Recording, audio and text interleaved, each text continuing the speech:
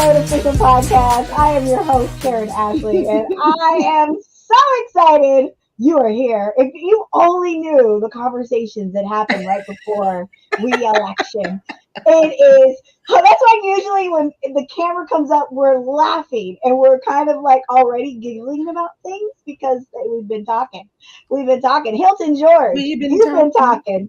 Yeah, Yes. look, all that is going to be a part of the subscription service, BOP Plus, and y'all can. It'll just all the camera. The show will just start whenever we turn on. Whenever we log in, you log in. And you get to see all the backstage. You get to hear all the tea about what's going on. We need to have a BOP Plus. We might get in trouble. We might get canceled. Yeah, some of the things we talk about. Y'all ain't ready for it. Some of y'all sensitive. Y'all don't like to hear certain things. Sensitive. Yes, Christi Renee. She ain't sensitive. She here for all the noise. Look at it. Fuck around and find out. She's here. She showed up ready to. You weren't supposed to read it all the words. I mean, I'm gonna read all the words. This is a family show. This is a family show. I know. No, not when you and Hilton show up. Now let my camera fall, and it turns into a whole other kind of show. But hey, guys, y'all let her go to Philly. So she got Black Panther. She come back Black Panther in. Look at her. Radicalized. I just got some announcements. I'm hoping I can roll out soon. So we'll see. But girl, me too. But I'm here. I'm ready. I'm excited because oh my God, we got some. I need to get my water ready. Lord, let me get your refreshments. Lord, I'm sage because I'm in the moment. Let's get it. Let's go. I'm ready to go. Out of my Power Ranger cup. We are officially on a countdown for the Power Ranger 30th anniversary, which is coming to you guys April 19th. Your girl is in it, and a bunch of other people, and it's going to be amazing. I just want to throw that out there. I know a bunch of my other superhero friends. I love that. I'm excited. I love the trailer. Excited. Yeah. The trailer premiered the other day, and if people are excited, we're excited. It's all good. But you know what got me even more excited than my own project? Creed 3. Talk about it. Me and Christi. Okay, one of the things that we did when we were in Seattle for Emerald City Comic Con, I told her before she even stepped on a plane, honey, we're going to go see Creed. Hello. I was ready. Opening night. Friday night, we're going to go see it. And Hilton, I wish you would have been with us because we saw it in the 4D experience where the chairs are moving. The 4DX. First off, the 4D system probably broke down because y'all was moving more than the system. Hold up. The system like this not in the program. These seats ain't supposed to be rumbling like this. What they doing on row 4? This woman that I was with, who will remain nameless, Christi Renee, she was like, first of all, neither one of us had ever done the 4DX experience. First time. Like, I knew the seats would move. I knew you get like a bang, and I didn't realize there was going to be like cold wind. First of all, it's freezing in Seattle. Cold wind blowing on your face, water. I don't know where this water has come from. It was a mist. I didn't get to check nobody's pipe, so I was like, where is water coming from? Is it distilled hitting my mouth maker? I might get a rash. I turned that water off, and then I could enjoy the movie because I'm like, I got sensitive skin. I wanted all of it. This psycho next to me, like, stopped. Every time the scene would move, she'd be like, oh my God, I'm falling. I need a seat belt. Like, literally, there was a whole commentary. And I was like, Christi, shut up. We're trying to watch the movie. Every time, the seat's going to move. We had our first initial reaction. You don't have to scream, or you don't have to have a whole commentary and talk about the seat moving and the splash. Every time it does it, because it does it like 100 times during the movie. It's a boxing movie. It was the funniest thing. I had never felt that before. I mean, it's like a roller coaster with a movie in your face. And I swear, though, I was like, no, they really do need to I was on the verge of sliding out of the seat. And I'm like, this ain't even no action adventure film. Like, we in the car. Why are we doing this? Why is it like it's a boxing movie with humans boxing? Yeah. It's not mechanical boxers. I couldn't watch like a Marvel movie. I couldn't watch a Marvel. I would be. It was funny, and I got used to it at a certain point. But I think the people in front of us later.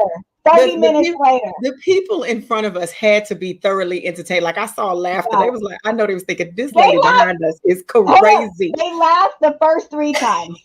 But the 15th, 18th time, it's like, now you're annoying. Like the 4 sneeze in a row. You're kind of like, all right, you ain't getting blessed no more. Because it was sit still for so long. I mean, this is a scripted movie, so of course you got calm times, and then you get to the fight, But oh my God, it was an incredible experience, and now I don't want to see a movie without it. Like, it was so dope. It was so dope. I loved it. I loved every second of it. The manager of the theater and turn down the Negro settings on this thing. Set this so have y'all whooping and hollering because you're already black people in the theater and you're already animated enough. We're already loud. We're already talking. I'm ready now. I'm ready now. To be talking through the warning. I just needed to be broken in, honey. They broke me in on Creed, baby. Talking through the movie. See, listen, See. Okay, that brother on the other side of the theater who thinks he's whispering when he's really just talking in a low, this one thinks she whispering, but full voice. Full voice is not a whisper. Stop lying. Stop lying. Stop lying on me. It's not a whisper. Stop lying on me. See, America, is this who y'all want in your movie theaters? No. This is why you need the Disney I wanted to kick her out Warner myself. Brothers, and have them pipe these movies in preview format to the BOP so we don't go into your theater and ruin the movie for you. We're doing it for you people. Yes. Public service. We want the movies at home. Let me say this, because I want to clear this up, though. No, seriously. I take movie watching very seriously. I tell kids that I'm around, people, I'm like, don't even breathe. Like, it needs to be so quiet. It was when it would be when the sound, this was a new experience. So the sound would be loud, and I would kind of be competing with the sound. But I felt like it's so much louder than she thought she was. It was safe to yell at this particular point because there was like bump, bump, bump, bump going on, and I'm like, oh my God. This was her perception of it. No. I would imagine the guy in front of us had another story. You just be next to her, and I had another story. But I tell you what, we enjoyed it. Yes, we thoroughly enjoyed it. Back to Michael B. Jordan's directorial debut, Creed 3 came out. And it did not disappoint. No. Someone asked me the next day, like, what did I, like, just an impression, what did you think? And I said, you know what, this is what I thought. I thought Creed 1, Michael B. Jordan, he found himself, right? Creed 1, he found himself. He was in search of who he was outside of being abandoned and being Apollo's illegitimate son.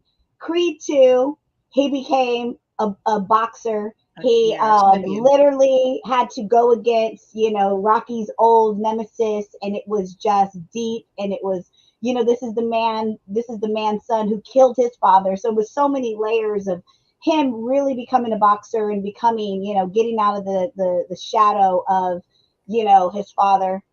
This movie, he became a warrior. In so many, I don't know. It's just so many, became a man, became a warrior. He had to overcome his past, and the story was great. The directing was great. The eye candy moments were great. It was everything I wanted and more. Jonathan Majors and Michael B. Jordan, Tessa Thomas. I mean, it was like star-studded cast, and it was just everything.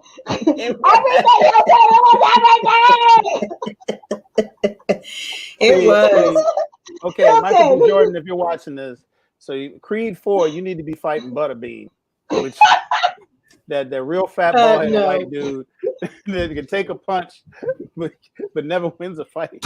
Oh my God. Women can focus on the dialogue, and women can focus on the storyline and plot. I could not focus. All the stuff that they I focused on all of that. Yeah, you can tell me. We caught it. We caught it. Get past it.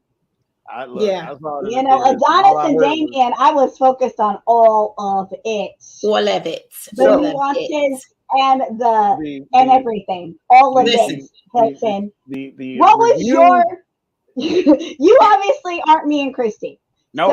What was your first impression of this film? And Christy, get ready because I'm coming to you, baby. I'm coming to you. Honey, I'm ready. I got okay. So here's what we know about Michael B. Jordan.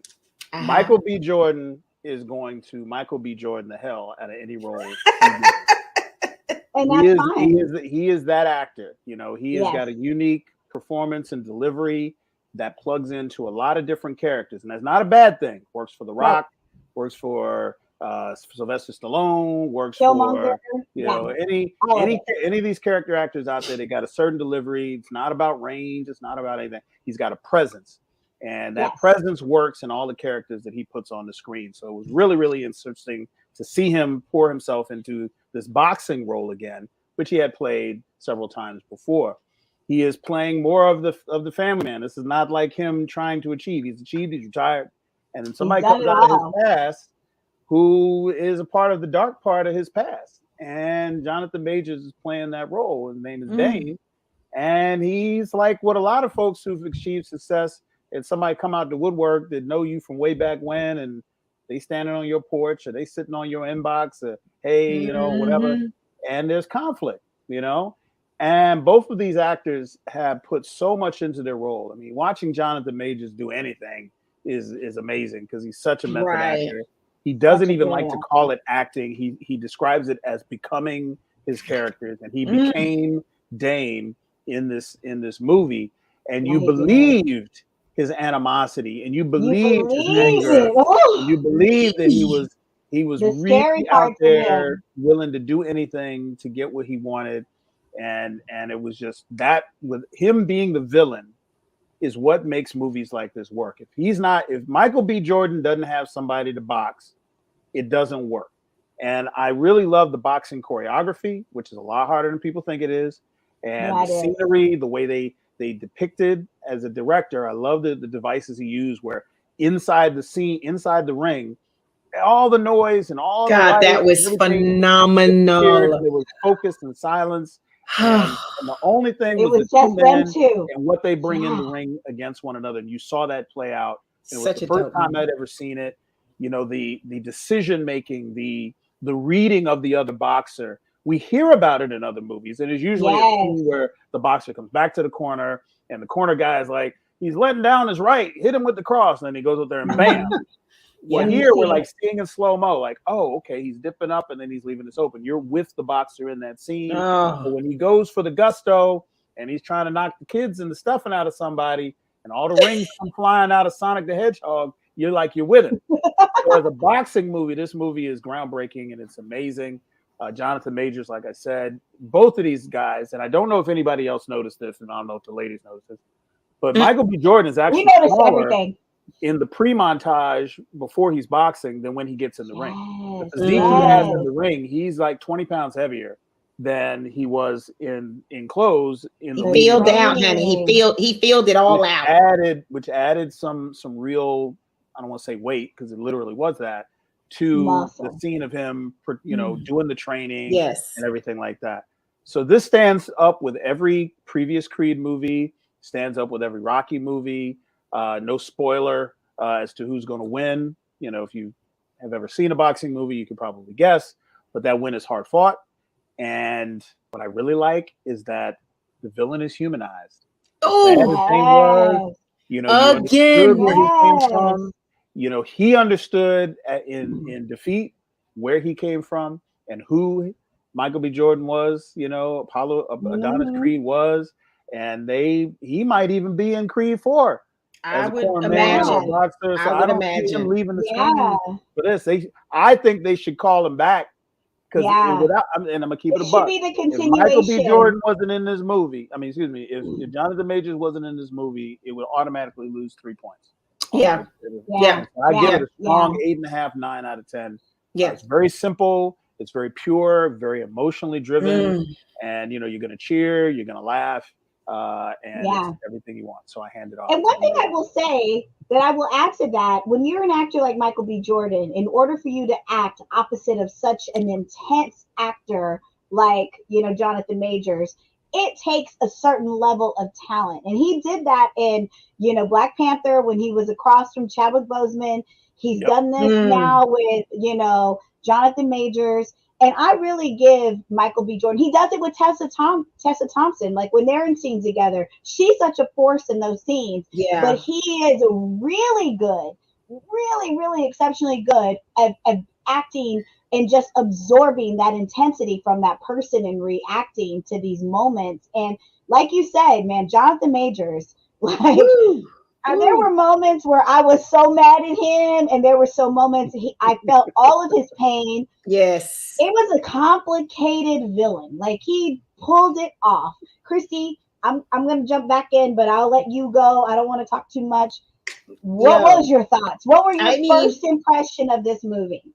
Outside of the outburst, the random outburst.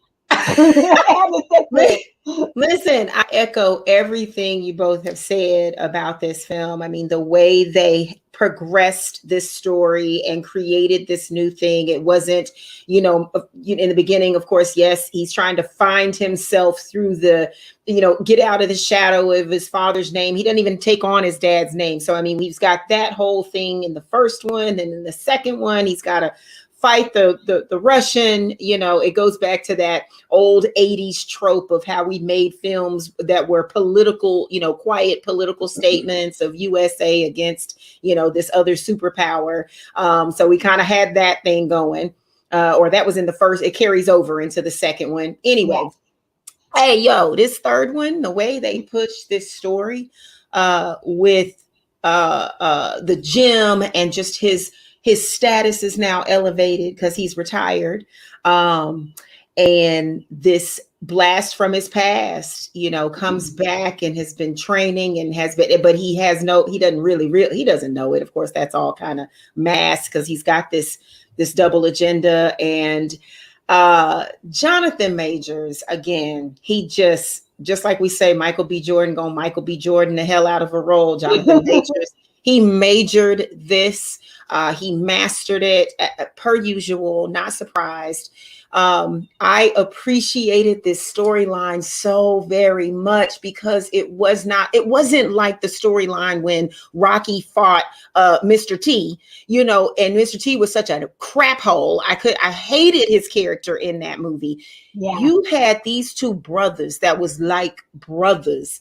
And it wasn't a pretty brotherhood, but it was a brotherhood nonetheless, given their circumstances. And they did the best they could to try to take care of each other. And to watch that unfold, because I was like it's a twist. I know it's coming. And it did. And then when those things were revealed, I'm with you, Karen. Like, I was like, oh, I'm so pissed at him. I know it's some good in him, but I'm always rooting for him. I'm going to root for them and say, I know it's something in there. It's something else to this. It's not the end, but the way they ended this, the way the humility that Jonathan Majors' character, Diamond Dame, honey, he had to learn that humility. Yeah. And it was like something like jail time didn't teach him that humility. It fostered that vengeful spirit of his. And I know I want to get my life back. Well, that humility taught him another way. Yeah. And then for Michael B. Jordan's character to come in and embrace that. I was like, I cried at the end. That meant so much. It just meant so much. It just spoke to the relational value. Again, you seeing these two men, these two Black men, and who are currently, which we got to talk about this, of course, what the real world is trying to do to them, but we'll get to that. I also cannot bypass real quickly the element of the hearing impaired, the deaf audience, and how they included. I thought it was phenomenal. This movie was so freaking good. Again, it was just the building of these stories, and you're right. He's got to come back for Creed 4. It's got to be. This is definitely a new. A new, what do you call it? Not installment, but a whole new legacy of what Rocky built. And it is worth every bit of respect. And I was sad not to see Sylvester Stallone. That really it hurt me.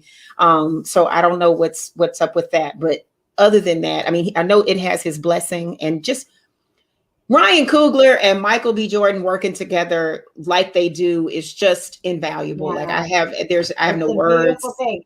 Well, you know what? That brings up a deeper meaning. Like you said, we bring up the whole like Michael B. Jordan and Ryan Coogler working together, and you know the other Rockies. You know, Michael B. Jordan was the actor, and in this one, he is he's the director, and they kind of swap places where Brian was he was the writer, he was a producer, and he let Michael B. Jordan fly with the opportunity to direct this film. And really, like there are all kinds of interviews where he talked about calling him and asking his advice and just kind of them talking about it. But it really symbolized the brotherhood, and that's the storyline throughout this.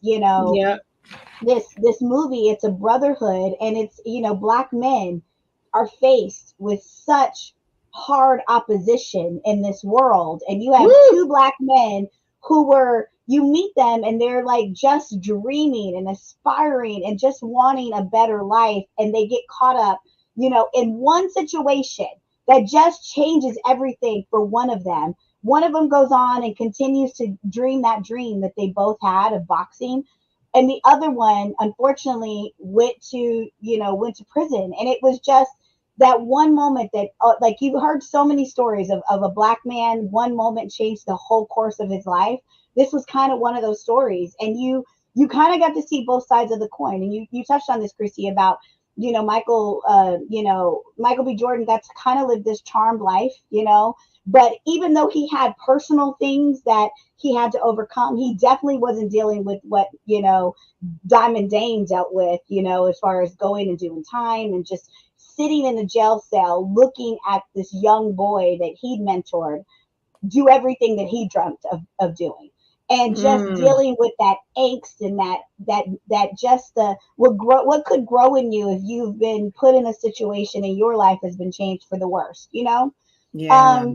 so it was just so deep. Like I just felt like it was so deep. In that end scene that you brought up, it was so pivotal to see Michael B. Jordan walk back into that room when, here's someone who he loved, and he was like, I want to help you. Then he finds out that this guy was slimy and grimy and had set up a whole situation to be able to like take this title. And then he turns on him and talks crazy and is in the press. And the one friend he thought he was completely different. He saw the villain that he was.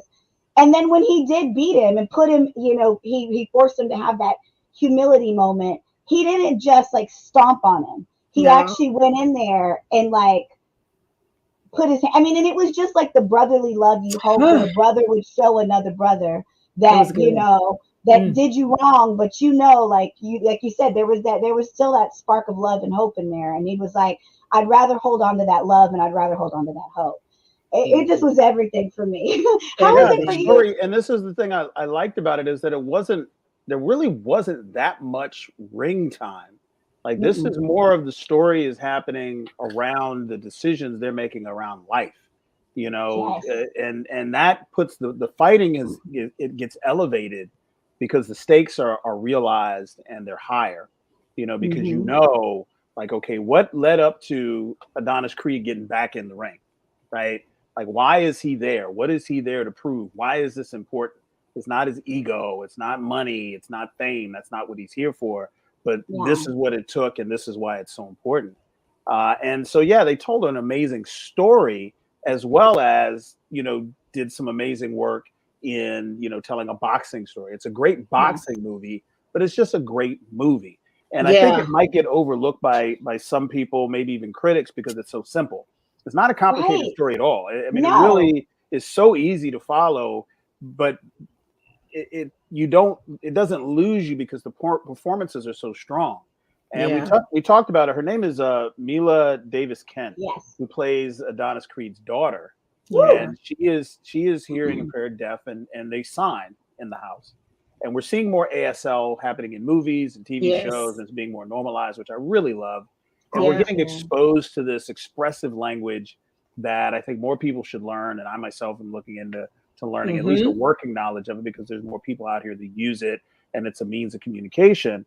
But this young actor, she emotes and connects so amazingly well without any of the same tools that, you know, a normal actor would have, of, you know, what kids do. They yell and they cry and they do all this stuff.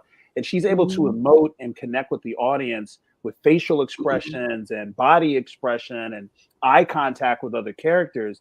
And we almost forget how important that is on screen until we see that being the only way that the actor is connecting and being a part of the scene. And she steals every scene she's in, including the finale of the movie.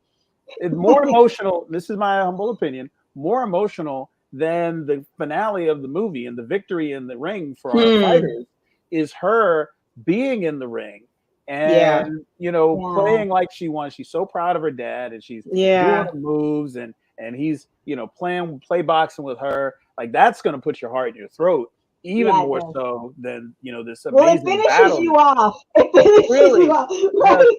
Well, the movie was wilding by this point. Like, this movie reinforces, you know, Finish in her. that way, this is why this fight was so important. This is what he was fighting for. This is someone he's planning to raise. The drama that she's going through as the daughter of a fighter, you know, not understanding that fighting is not the first resort in school.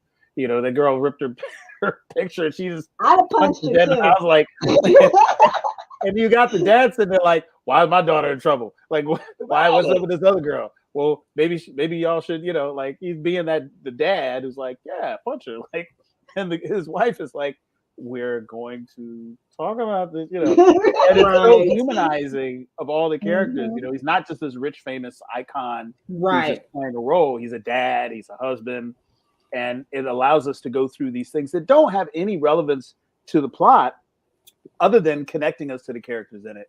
And they didn't have to do it, but I think the movie was great for it. And if you haven't seen it, you definitely need to go see it. Yes. Oh, well, you brought up a couple of things. Two of the women that, for me, they always do it for me, was Tessa Thompson, who played Bianca. She's been in all three movies. Felicia Rashad, who is Marianne. And this is the thing, like it like you brought up, you know, we have these amazing actors. We have, you know, Michael B. Jordan and Jonathan Majors. I mean, they're major. But the women in this movie were equally as major and equally as impactful. Yeah, so powerful in how they've helped Adonis and how they've helped his journey. And I love it because it was, you know, you think about Marianne, who wasn't his birth mother.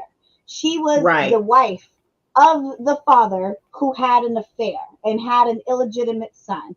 And instead of her turning her back on him when, you know, she finds out about him, he's a troubled kid. He's fighting everybody. Like, he wasn't a kid who was even acting right.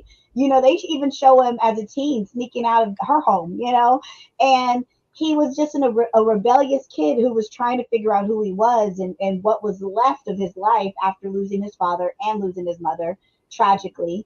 And so you just think about a woman like that who basically took him in and became his surrogate mother, became his mom, you know, and she gave him everything until his last breath, you know, and it's just so impactful. And then I've always loved the relationship between Bianca and Adonis. Like, I think their love affair is beautiful. I think how they fell in love, how they stay in love. I love seeing them in this movie fight, you know, and legitimately she's trying to, like most men, he wasn't vocal about what he was feeling and his emotions, but she sensed it. She knew right away something wasn't right with him.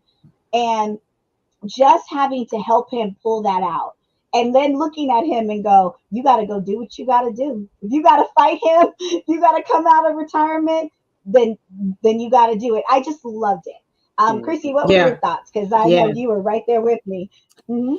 So I just want to also add into the mix as we talk about the power of these women that are in this film. The mom of remind me his name, the fighter that's in Adonis's gym. It was Felix Chavez, and his mom was Laura Chavez, and it's Salinas. Yes. She was the woman from Orange is the New Black.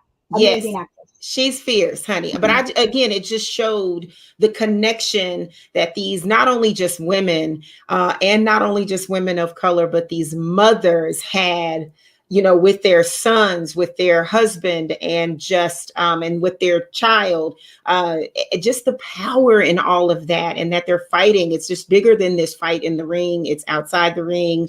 It's you know, even when Tessa's character, when Bianca is fighting to find out what is going on with her husband, what's up with Adonis, why won't he communicate? And she's on the brink of, and I'm thinking, oh Lord, Black love, stay together. Like, I need him to open up, just open up. Like, it's just the fight, the struggle of every woman probably. But anyway, you know, I just think that that's so powerful to show that. It's just all these different threads that we get with this film. I mean, there's just there's nothing minuscule about it. There's nothing that is, everything brings some weight to the game. I mean, it is beautiful to watch in more ways than one. But it definitely connects that heart and mind. And the women were just as fierce as the men. I will say that. Yes, they were. Yes, they were. You know who else was really a standout for me? Was Wood Harris. He's been in a few of these movies. Yeah. He is one of the most underrated actors. Yeah. Like, he always shows up and shows out for me. He has been in every single thing, and he's like one of those guys who you probably look at his resume and he's had 100 credits. Like, he's been in so many movies. He's been around for years. He is so good. He always brings it, and he did in this one. He really was. I mean, he could sense it. Like, you know, most of these people who were boxers, like, most boxers weren't like Adonis, who grew up in a mansion and grew up, you know, and with a good life. Most people who become boxers, they became boxers out of necessity. That was the way that they harnessed the hard streets. Yeah. And it was the way they kept them out of trouble. It's kind of like similar to martial artists. A lot of martial artists learn how to do that because they probably were bullied or they act out in school. And so martial arts really centers a child and really gives them a focus, you know? And so that's kind of what boxing does. So when he sees Diamond Dame coming back into Adonis's life, he's like, look, he already knew. Be here. He knew from the jump. Him and the mama were like, you got a chip on his shoulder. You got something to prove. He gonna hurt somebody. Yeah. It's like he read him like a book in like a minute. He's like, he's not ready. He's done it. You gonna let him get away with this? You know. He saw it. He saw it. He knew. He's seen it before. I feel like he's seen it before because he didn't have to guess at what was going on. He didn't barely even knew who he was. He didn't know the history. He was like, I already know everything I need to know about this dude. And you know what? Let me say this about his character in particular. And I love seeing we get the fighting, we get the connection, the parallels between the Rocky films versus the Creed films.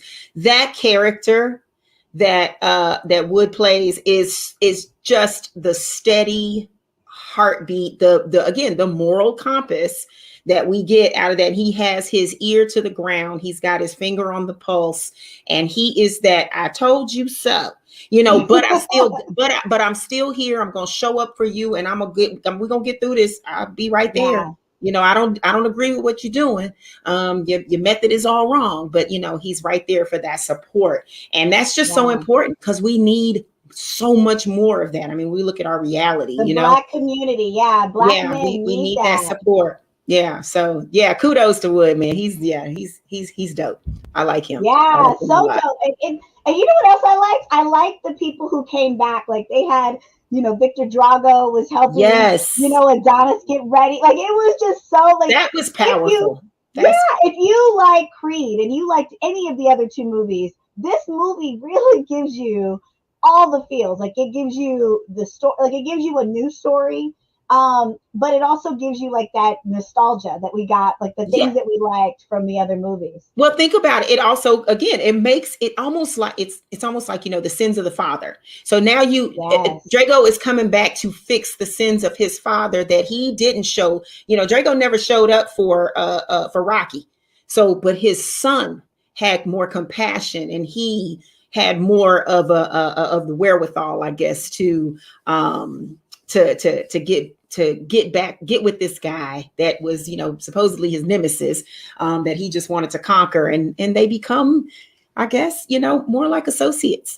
And I think there's a respect, and that's one thing I loved about all of these films, even when Adonis lost in that first match, or when, like he beat him, there was a respect. Like there is a respect amongst it's like boxers. It's like you almost think of them as monsters in a ring, like they're just beating each other up.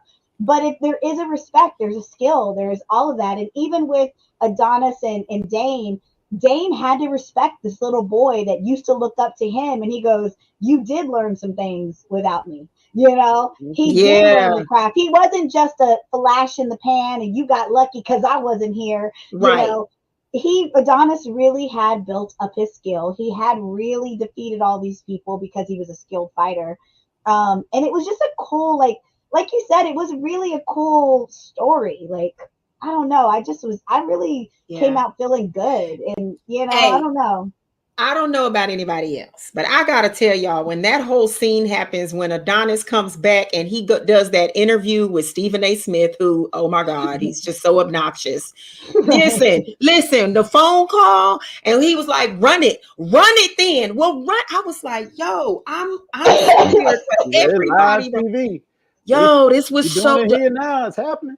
It was like that exchange was so real and palpable, and just we could touch it. And anyway, that was, to me, it was such a climactic moment, because it was like, yo, these bros is like for real. Like this is real life. Personal. They could really fight. It was real life.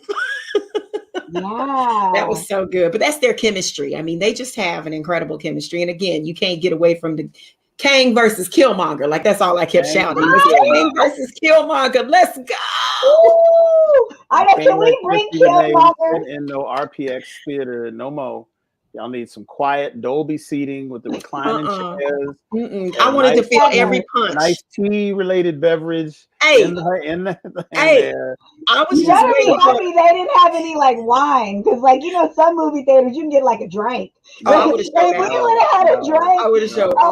She would have got up and run around the theater. Right, she'd have running with Creed. Listen. We felt every punch. We felt when the sweat flew off the face. I'd be like, why we can't feel the hug? Why we can't? Yeah. Why can't we feel the loving embrace? I wanted to feel all of what Tessa Thomas was feeling when they was in that studio. I want my money back. I want my money back. This is the part of the show that's usually on BOP Plus. Right. Hold up. But why can I see? I can see our producer Dana in the background. She's in the backstage and she's cracking up. When I said I want to feel what Tessa Thomas felt in that studio. She wants to feel it too. Yeah. Dana, did you want to feel that? Y'all got to talk to the RPX company. Y'all got to tell them. Y'all got to put cocoa butter in the mister. They didn't know what's up. Right. So you get the smell and the.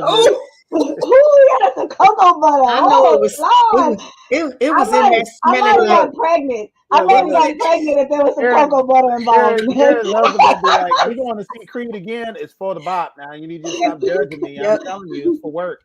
You know, it was in there smelling like Nog Champa and cool water. Yes. Yeah. Smelling like consequences, and I shouldn't be taking these things during the movie. And regrets. And regrets. Yeah, it would not be good if they had the smell factor on it.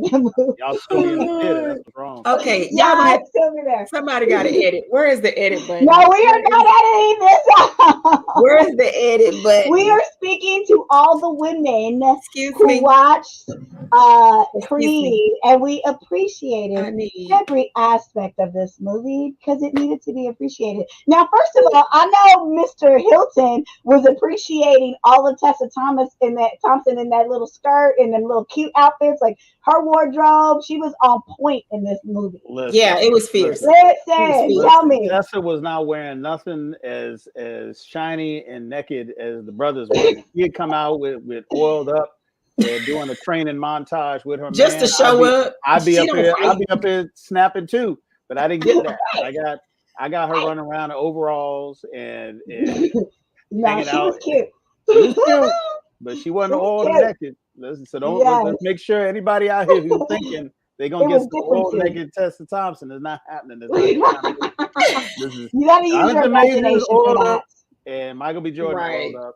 And they are the ones on the scene doing that. Y'all do. Hell, listen. Don't bring your girl. It's been historical that women are just thrown out there to the wolves to just be in every compromising position and situation. So let me just say this. It's about damn time that we get like all the candy. And no, you take that off. Like, okay. She's throwing dollars at the screen. This is all in good. Right. Who threw these dollars on the floor? where these panties come from? Why we got panties at the screen? We got a little disclaimer. Do not throw panties at the screen. Do not throw money of any denomination at the screen. I forgot which way to turn. I know. I had to remind myself. It's okay. Hilton, we're sorry we're doing this to you, Hilton. We apologize in advance. Listen, it's about literally, it's above. That's so funny. No, this is a great film, yo. This is great. Do not. It's one of those again. Another moment we can't say enough. Like, do not look at the surface. It's not just about boxing. It is about so much more outside of that ring. I mean, they train well. Hell, you might learn a move or two to try to get yourself right. But again, it's about the human spirit. And you cannot deny that this film does. I mean, they just absolutely mastered that. They mastered the human spirit in this particular realm and beyond. And beyond. And they forecast the future for, Adonis, like outside of boxing. Like there's a whole career that they've established for him to have. And he could probably be more of a Rocky, like how Rocky was to him. And maybe part 4, if they get a part 4. It was an amazing film. And she's right. It's about the human spirit. It's about brotherhood. It's about love and forgiveness and, just growth. Any final thoughts, guys? Hilton, any final thoughts from you? No, that's everything Christi said. Definitely worthy seeing it in the theater. Yes. Formula, but it's a successful formula. And I think as Americans, we have this special affinity for boxing movies and underdog movies, even when the underdog isn't the underdog per se. So everything you loved about the original Rocky series, that is being carried on as a tradition here and done so well. So it's definitely worth a see. See it in the theater. See it soon. Don't wait.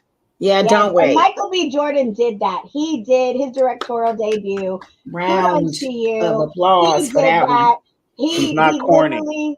Not. Oh my gosh! Did you see that interview? Like, I could have. It was. You go, MBJ. Tell him. Yes. So there was. No one knew that if you were under a rock, there was a blogger who interviewed Michael B. Jordan on the red carpet, and this was someone who went to high school with him, who used to call him corny and used to low key kind of bully him, or just how people are. And he of course she's on the red carpet with Michael B. Jordan. And he was like, "Oh yeah," like he called her out on it, and I love that. I love it. You don't know you never know where people are gonna. We go way back, blah blah blah. Like, oh, you want to go way back? Let me tell people about what way back was. Now, if she hadn't said that, he might not have said that.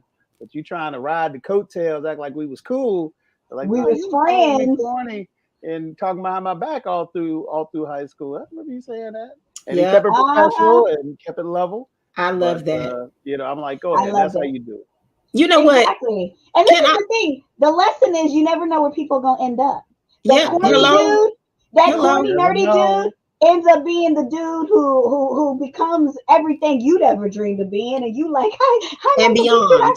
You got to be nice to all the weird quiet people because they either gonna blow up and become millionaires and rich and famous, or they gonna be mass shooters, and you want to be the one they let go. So you need to be nice to everybody. So real. You're like, okay, this dude gonna burn the building down. Let me go on and dap him up. How you doing, Frank? Like, make some friends. Make some friends today. We ain't gotta hang out, but I'm not gonna be the one talking about Frank. Remember that time I said hi? Did Frank? He's hungry. I'm gonna walk up out of here. I ain't got nothing to say. This reminds me moment, but it really is true. Like, you got to think about how you treat people and where they become in life. Like, there are consequences to our actions. And one thing I will say, like, words hurt. Like, even though Michael B. Jordan is sitting on top of the world and he took that, like, he put her in her place without putting her in her place disrespectfully. Without putting her down. He brought it up. Exactly. Right. And he just said, let's talk about this. And he just opened up that can of worms, and she was like, and she kind of stuttered, but then she had to take it because that was their reality. But it's like, you don't know where people will end up. And you don't know, like, how when you treat someone just frivolously throughout your life, like how that impacts them. Because he's done a million things since then. But when he sat in front of this woman on the red carpet, it all came back. It all came back. It all came back. And luckily he's a good dude who respects women. And Black Twitter did the work for him. Black Twitter did the work. He didn't even have to do that. He kept it classy as hell. But Christi, go ahead. That's fine. I haven't seen that, so I'm gonna have to look for that clip. But look it up, this makes me want to kind of go back to a conversation I kind of referenced about the world and how we receive, each other, and how we create these narratives around relationships, friendships, relationships, one and the same sometimes. This Michael B. Jordan and Jonathan Majors relationship is so special. And they have been under, I don't know how valuable these people are that are talking. They're just, internet, they're keyboard bullies. Awful. They don't mean nothing to nobody. But I know I have read so many comments, and I love seeing the commentary that actually defends, their friendship and their connection to one another, and just going off of pictures and what's wrong with this picture and these photo shoots that they do. And everybody's is running around talking about the emasculation of the man, and the black man is under attack and we don't have nothing. I'm like, you know what these two brothers have is more valuable, more special, more real, more powerful than what many people know. And I know for myself, I will fight tooth and nail to protect that. I think that is special. I think it is real. It's a tangible relationship. Again, even when we mentioned them, another show, and talking about them coming out to see Angela Bassett and give her flowers, and it was, we knew what they meant. They talked about that backstage. These are friends. These are friends. They are truly connected. And that is a beautiful thing. And their photo shoots, I think, reflect an artistic relationship between the two of them, as well as their personal relationship. And it's amazing. It's what we should all, strive for. It highlighted the fact that a lot of the Black community, they're not comfortable seeing two men be soft with each other, being kind, hugging, like, and let's just say, like, who cares? Even if they were being, if there was some romantic, if there was some romantic, element, cares? Like, you're right there with me. I was so mad at that underlying commentary that was happening within Black Twitter and everywhere else, saying stuff about them. We got Hoteps and we got Heteps. Yes. And the Heteps are the ones that do the chest thumping, and they're always talking about the emasculation of the man and all this stuff. And I'm just like, have you not seen history? Like, do you not remember Prince? Do you not remember the Isley Brothers? Do you not remember? Do you not remember Earth, Wind, and Fire? I mean, we've been through this. We've been through this decade after decade. There's nothing special about what's happening now in regards to the emasculation of men, and it's just veiled misogyny. It doesn't have anything to do with the men on the screen. I think everybody understands that Michael B. Jordan and Jonathan Majors are not romantically involved, and that they're not. Yeah, they do. They know it. They're not projecting any, homosexuality or bisexuality or femininity. They know that. But this other side of it is what they want to use this as an excuse to talk about. And whenever I'm talking to somebody that brings them up, I'm like, look, these brothers care about each other, right? And I hug men, and you ever seen brothers dap? Some real brothers that really love each other. They will dap. They be they call it in the yoke. They be in the yoke like this. Yeah. Like they trying to kill each other. And that's beautiful. And nobody says nothing about this. So, but we can't take a picture where I'm looking over your shoulder or something like that, or whatever.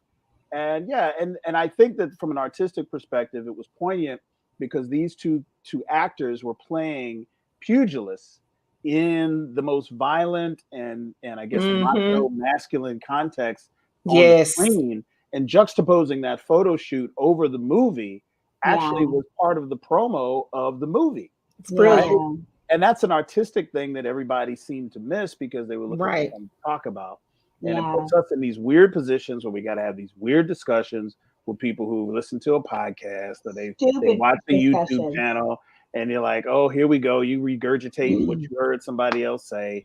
And it's like, I said it like this. I said, if photography emasculates you, then you weren't that masculine to begin with. That bothers you so much that you have to say something. And here's the thing. You weren't masculine enough to begin with. You ain't really you're not losing any masculine points because you didn't have any. And I think it's so ill-defined also what masculine is, because when they out here hate, whatever the word we want to use, y'all are out here demoralizing and diminishing the brilliance of Jonathan Majors' photo shoot on the couch in the pink with the stuff. Y'all know he was paying homage to Allen Iverson. To Allen Iverson, one of the greatest basketball players. Like, what are we doing? This was about. Also was paid. The stylist paid homage to an anime character, and it was exactly like that. Yeah, and it was like, to me, it just angers me when we know we know what Black men are facing in this country. We know where we see our brothers and sisters just getting killed in the middle of the street, hands up, not doing that. And I mean, it's video after video after video, and you waste your breath on, on this, the photo shoot, and you waste your breath. Yeah, and it's just like, where are you when we really need to march? We really need to fight. We really need to donate money. Like, this is not the fight. Like, the fight is really, like, the real fight is much bigger. And so, it's just, we got to surround these brothers with love. I say a prayer for them every time. We got to because they were so talented. And it was so beautiful to see, like you said, to see this brotherhood and this friendship. And to see where they really respect each other as individuals. And it could be two actors. And how many times have you seen two top, build actors and they can't get along because the ego comes in. These brothers did not do that. These brothers are having huge careers and are just helping each other. And it's just and blessing the community. You brought that up because I almost forgot about that and I wanted to talk about it. I'm glad you brought that up. And yes.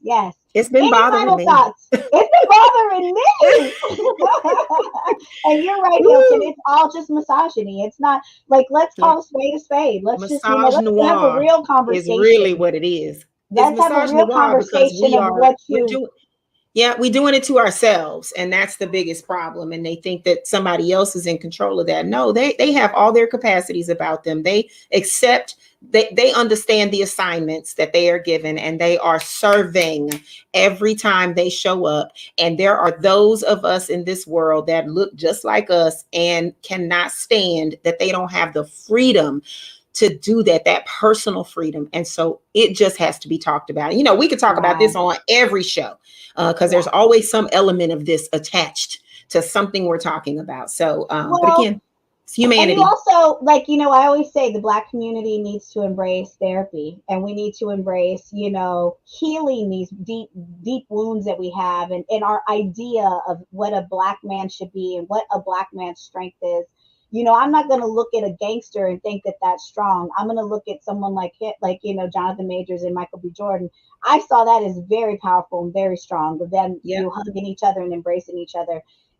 We really just have to heal as a community, and that's a whole nother conversation. But we're out of time. This was such a fun show, and Hilton, we apologize for our crazy. I don't. I'm sorry, not sorry. I'll be crazy proud. That's a hollow apology. Crazy. A hollow apology. Because you know, the next time we see either of them on the movie screen, we're gonna have the same reaction, and it's just gonna keep going and going. You gonna with Christi, you gonna think she in RPX because she gonna be throwing herself all over the thing like, Christi, we in a normal scene, we jumping around. Why do we put? We actually put pictures of Jonathan Majors and Michael B. Jordan shirtless in our BOP chat. Like, if we had a human resource, we would have got reprimanded by now. We put Hilton. Hey, this is our job. Everybody needs. This is our job. We have to study. This is our job. Training for all BOP members. Look, I am HR, so like, yeah, this is okay. We're doing our job. This is a part of the tasks and duties. I forget who I put in there for you, Hilton. I put somebody in there for you one week, and you didn't even comment. You didn't even care. I must have missed it. They didn't tag me. They didn't tag me, and I don't see it. Okay, I gotta look. We gotta have more. Go back and look. We got to get a male producer to help balance out the female, the estrogen that's in our room. It's 3 women and Hilton. It's me, Christi, Dana, and Hilton. And poor Hilton. Hilton's strong. Hey, listen. You a strong Black man, Hilton. You a strong Black man, because you stand up. You stand right with us. You are never swayed by our craziness. So today's your day, Hilton. Today is your day. Not on BOP Plus. BOP Plus has got to stay pristine. We got to get that's part of our branding. That's our moneymaker. When we finally get some BOP Plus around here, I swear we're gonna have a party. We're going on a trip, y'all. Whatever residual, whatever payment we get, we're going on a trip. The BOP Plus Cruise 2025. Oh Lord! On location. The boat will never leave the dock. We get on and they kick us right off. Like, see, this that after party stuff. Okay, we doing BOP Plus behavior with this nonsense. BOP Plus behavior. Yes. Well, guys, until next time, we love you. We mean it. Continue to watch the BOP, the BLERD official podcast. We've had so much fun.